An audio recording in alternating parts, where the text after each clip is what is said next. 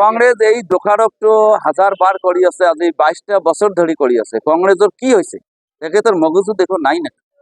কংগ্ৰেসেৰও 4জন বিধায়ক যোৱাকালি জয়েন করেছে বিজেপি। 7জন বিধায়ক এমন ডক্টর হিমন্ত বিশ্ব শর্মার ডায়সত উঠি বক্তব্য দিয়েছে বিধায়ক কংগ্রেসের। বহিষ্কার করার সাহস নাই কংগ্রেসের, সাসপেন্ড করার সাহস নাই। সাসপেন্ড করিলে বিরোধী দলপতির যে সিট যে সংখ্যা এইটো না থাকার কারণে সাসপেন্ড কৰিব পৰা নাই। এআইডিএফৰ 2জন বিধায়ক আগতে বিজেপির আমি গম পাইছো বিজেপির ওই কথা কৈ আছে। তেখেতসকলক আজি 1.5 বছর আগত আমি সাসপেন্ড কৰিছো দলৰ পৰা। আৰু যোৱা পৰহি যেতিয়া ইউপিএলৰ কেন্ডিডেট প্ৰমোদ বড়ো ডাঙৰীয়াক যেতিয়া সহি কৰিব যাব বুলি তাৰ আগতে আমি 3 ঘণ্টা আগত গম পাই আমি তাৰ আগতে সাসপেন্ড কৰি দিছো। সাসপেন্ডেড বিধায়ক এতিয়া ক'ত যাব, কি কৰিব? কমলাক্ষ দে, শশীকান্ত, বসন্ত দাস এইবিলাক যে আছে, এইবিলাক মানুহ এতিয়া ক'ত যাব? কংগ্রেসের পৰা ওলাই শেৰমান আলী ৰাইজৰ দলত দল, ৰশিদ মন্ডল ডাঙৰীয়া রাইজর দলত দল, এইবিলাকত কোনো কথা নাই।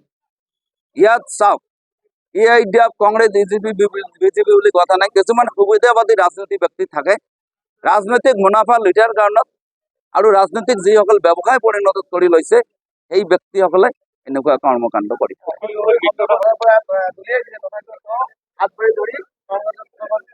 মোৰ যিমানখিনি মোৰ এজামশন, মই ব্যক্তিগত মত কৈছো, মোৰ এটা ধাৰণা অখিল গগৈ ডাঙৰীয়াক মই আজি 2 বছৰ ধৰি মোৰ জনসভা যদি চাই তেতিয়াও মই কৈছো অখিল গগৈ ডাঙৰীয়াৰ গত্যন্তৰ নাই। এবাৰ কৈছিলো তেখেতে আকৌ 26টাতে কেণ্ডিডেট দিব, কংগ্রেস 20টা 25টা দিলেও এখানে এলায়েন্স ভাঙি দিব। তেতিয়া এটা বেলেগ পৰিস্থিতি আছিল। এতিয়া ৰাজনৈতিক প্ৰেক্ষাপট বেলেগ। অখিল গগৈ ডাঙৰীয়াক 5টা সিট দিলেও এলায়েন্স কৰাত বাধ্য, নহলে শিৱসাগৰ থেকে ধাৰি আছে। গতিকে কংগ্ৰেস সিট নিদিলেও এলায়েন্স কোনো ৰকমে কৰে নিজেৰ জানটো বচাবলৈ কংগ্ৰেসেৰ লগত এলায়েন্স কৰিব। আৰু এলায়েন্স কৰাটো ময়ো বিচাৰো, যেহেতু যাতে বিজেপিক বিদায় দিয়াত সুবিধা হয়।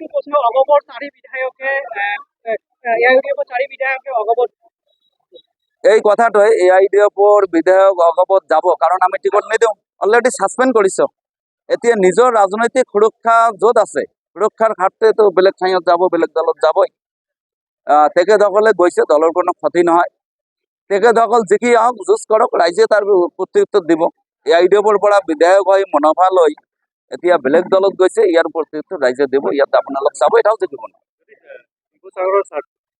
এখন দুখন নহয়, কংগ্রেস তো ইতিমধ্যে কিছু আসন দিব বুলি ঘোষণা কৰিছে। ফ্ৰেণ্ডলি 2 খেলিব, 2-4খন যদি এনেই দি দিয়ে একচুৱেলি অখিল গগৈ ডাঙৰীয়া, তাৰ বাহিৰে কোনো গত্যন্তৰ নাই কংগ্ৰেসেৰ লগত তেখেতৰ আপোষ মিত্ৰতাৰ বাহিৰে। আৰু মই মনে প্ৰাণে এআইডিএফ দল বিচাৰে মিত্ৰতা কৰক, যাতে আমি অসমৰ পৰা এই সাম্প্ৰদায়িক বিজেপিক বিদায় দিব পাৰো। তাৰ কাৰণে আমি বিচাৰো, ধন্যবাদ।